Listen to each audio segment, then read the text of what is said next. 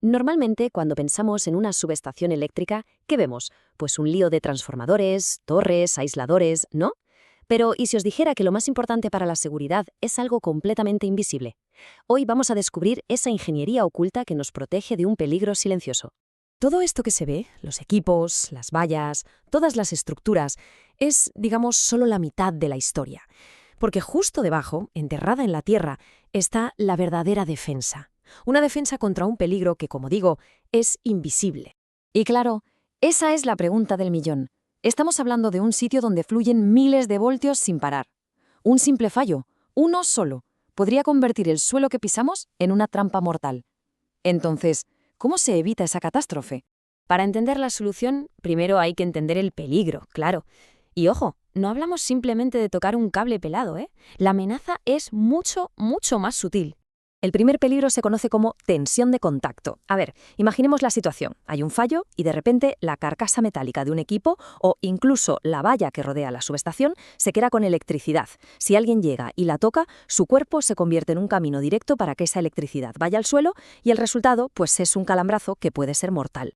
Pero aquí viene lo que a mí me parece más alucinante: la tensión de paso. En este caso, el peligro ni siquiera está en tocar algo. Fijaos, durante un fallo, la corriente se escapa y se expande por la tierra, como si fueran las ondas en el agua, creando círculos de voltaje.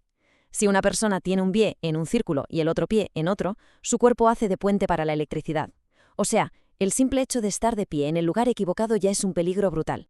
Y aquí, la velocidad lo es absolutamente todo. Esto es increíble. Cuanto más rápido se consigue cortar ese fallo eléctrico, más voltaje puede llegar a soportar el cuerpo humano sin sufrir daños graves. O sea que la protección no es solo una cuestión de bajar el voltaje, sino de ganar una carrera contrarreloj, una carrera que dura milisegundos.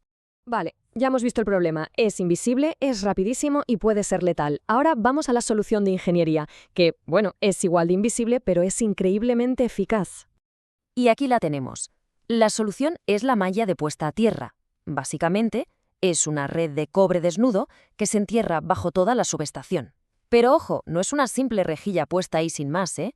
Es una obra de ingeniería de una precisión milimétrica, diseñada para neutralizar justo esas tensiones mortales que acabamos de ver. Esta malla tiene, digamos, una triple misión.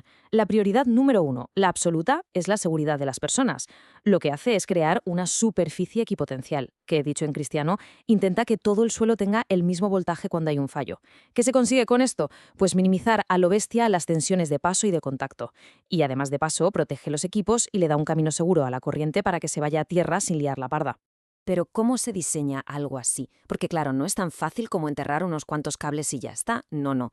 Es un proceso súper riguroso, basado en ciencia, para garantizar que funcione justo cuando más falta hace. Todo sigue un estándar internacional muy estricto. El proceso es súper metódico. Primero, se estudia el terreno. Es como si se le hiciera una radiografía para ver cómo conduce la electricidad. Después, se calcula el grosor del cable de cobre para que aguante la peor descarga posible.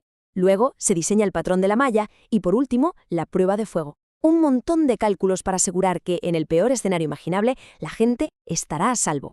El estudio en el que se basa todo esto hizo algo muy interesante. Comparó dos maneras de hacer esta verificación de seguridad. Por un lado, el método de toda la vida, con hojas de cálculo, y por otro, un software de simulación súper avanzado. Por un lado, tenemos el método tradicional, coger las fórmulas del estándar y meterlas en una hoja de cálculo. Por otro, un software de simulación profesional, que lo que hace es crear un gemelo digital de la malla y analizar cómo se comporta la electricidad con una precisión brutal. La pregunta del millón era: ¿llevan estos dos caminos al mismo resultado? ¿A un resultado seguro? Y esto es el proceso en acción. A la izquierda vemos el modelo digital de la malla y a la derecha la simulación de cómo se reparten las tensiones por toda la superficie. Lo que los ingenieros buscan, da igual el método que usen, es que los valores de tensión resultantes estén siempre muy por debajo de los límites de seguridad en cualquier punto de la instalación. Bueno, después de toda la teoría, del modelado y de los cálculos, ¿cuál fue el resultado? ¿Coincidieron las dos formas de medirlo? Y lo más importante, ¿es seguro el diseño? Pues para la tensión de contacto, los resultados hablan por sí solos. Fijaos, tanto el software como la hoja de cálculo dan valores muy parecidos. Pero lo que es realmente importante es la línea de arriba, el límite tolerable. El diseño no es que sea seguro, es que es sobradamente seguro. Hay un margen enorme. Y con la tensión de paso, pues más de lo mismo. La historia se repite. Los resultados de los dos métodos son casi un calco y se quedan lejísimos del límite de peligro. La conclusión es muy clara. Tanto el método clásico como el software más moderno son herramientas totalmente fiables para garantizar la seguridad. Al final, el estudio lo que hace es confirmar algo fundamental, que los métodos son consistentes y que validan un principio de oro de la ingeniería, que cuanto más grande y más tupida es esa malla, mejor reparte la corriente y por tanto más seguras están las personas. Es, ni más ni menos, la validación de décadas de conocimiento.